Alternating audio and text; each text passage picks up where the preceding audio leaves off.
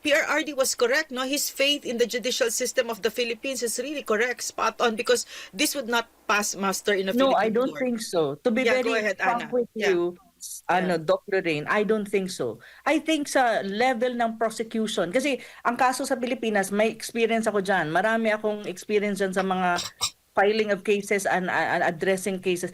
Kahit hindi ako lawyer, I deal with these things many times over with family-related things. Hindi directly to me, but other people na natulungan ko before. Ang sa level pa lang ng prosecution, di ba pag nag-file ka ng case sa level ng prosecution, madi-dismiss yung kaso. I'm Yeah. not kidding. Kung sa Pilipinas yan, madi-dismiss yan. Hindi mo na kailangan to go through trial or to the court. Pero ang problema, well, it's not the situation at the moment. On the other hand, ang isa pa sa reflection ko, sabi ko, this is an assault not only to the sovereignty of the entire country of the Philippines kasi nga hindi tayo party na sa Rome Statute eh. Yeah. On the other hand, an assault to the judicial sovereignty of the country, specifically to the judiciary. Yung buong judicial system natin. Alam mo, you put them in a very compromising situation and some kind of parang embarrassment. Kasi kung titignan mo talaga ang presentation ng prosecution, wala sila masyadong evidence that would really tie up everything to satisfy the elements of Article 7 of the Rome Statute, which is crime against humanity. Hindi na matype generalized political, they use the political language, hyperbole, and figurative language of the former president as evidence, which in fact, hindi ganun. Hindi mo pwedeng gamitin yon. You need to have hard, cold evidence, records, and tawag nito, paperworks yan eh. When you talk about legal issues eh, especially if you're in a trial or in a case, hindi pwede yung mga story-story lang na hindi mo kayang i-back up yung with hard evidence. So, yun yung sabi ko, my God, parang if I am a judge in the Supreme Court or kahit anong courts na meron tayo, parang mapapahiya ako na nasa world stage tayo, covered by many countries, being watched by the whole world, pero ang kaso mo kaya naman palang pwede yan sa local courts. At I think it will be resolved by the local courts right away. So, You know what? the sovereignty of the country and the judicial sovereignty of the judiciary of the judicial system really compromised, and it was put into an embarrassing situation, to be very frank with you. Doon ako medyo as a Filipino, emotionally doon ako nainis na para bang why do you have to put the country in this situation na pwede naman sa mag-away-away na tayo sa loob ng bansa, sa loob natin tayo mag-file kayo ng ilang cases kung gusto niyo, pero don't put us in a world stage na parang laughing stock ang dating natin. Really, to be frank. Especially that speech of Butoyan. My God, I'm not kidding. The Butoyan speech was, my God, sabi ko, oh my God, lawyer ba to? Sabi ko, bakit ganito siya mag-deliver ng kanyang presentation on behalf of the so-called victims? Sabi ko, it was not even a legal presentation, it was a political presentation. Kasi ginawa niyang political theater ang ang court. But Ana,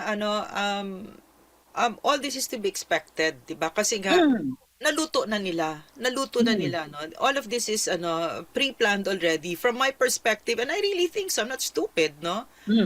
And the intent is really for PRRD to rot in jail and to die there. No, that's the intent. And niluluto na nila. And sino ba yung nasa likod na yan? Sino ba yung nakikita yung mga pagmumukha ng mga buwisit na nandyan? Di ba si Cristina Conti? CPP yan eh. Tsaka hindi na siya mabuti nga, hindi na allow eh. Hindi siya inalaw. Oh, pero I'm saying nandun siya para magrarara. Yeah, but even before, when PRRD sat in office, ang 30,000, 27,000 EJ case na yan, yung numero na fantastic na yan, manggagaling lang yan sa utak ng mga tangang CPP na yan. Of course, so lumabas I would na yan, agree. nagpunta kaming UN, EU para i-expose sila. Ang makita mo talaga, Ibon Philippines, and CPP yan. So matagal na nilang pinaplano ito, and then dumating ang Bongbong Marcos na hulog ng impyerno sa kanila, no, sa mga CPP. Talagang blessing yang si Marcos na yan sa teroristang organisasyon na ito na makakabalik pa, no? Nakakabalik pa sila ngayon. I-release pa nga ngayon si Vic Ladlad, no? Mga high ranking. So anyway, what we can see right now is theater, like you said. It's a political theater.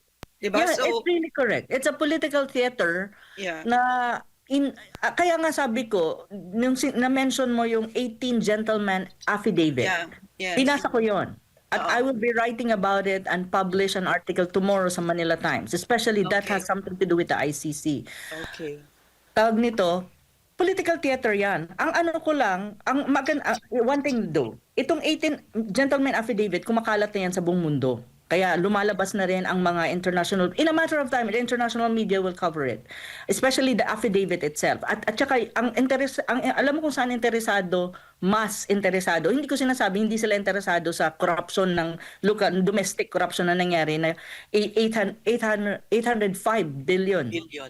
Yeah. Oo, billion yun pero mas ang international community interesado sila dun sa aspect ng ICC. Yeah. Yun yung aspect na yun na interesado Sis, sila. wait, let me get that. This is fantastic because very good yan because it really has to be an international issue. Yes. So for me, we really need to turn the tables on them. Let's make it a global issue because it is an international issue. Extraordinary rendition is a crime against humanity. And Bongbong Marcos has committed it, 'di ba? And his collusion with a foreign court that keeps on interfering with matters that are no concern of theirs in other countries turns out to be so corrupt, 'di ba? So these are matters of international concern, 'di ba, that we have this nakikialam sa mga soberenya ng ibang bansa. Yes. Lalo't pag ang naging leader ng bansang 'yon ay drug addict na magnanakaw.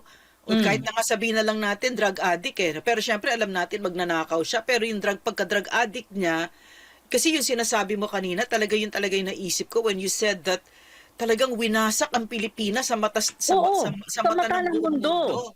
Kasi ganyan ang addict. Walang pakialam ang addict, no? He is remember that Sun Tzu quote, the evil man will raise the country to the ground for power, di ba? Kahit anong gagawin niya, no? So go ahead, Ana. Go ahead.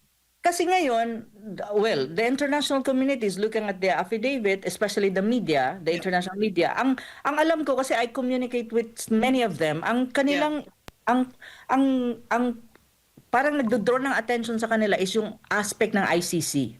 Yeah. Why? Precisely because the ICC is an international tribunal.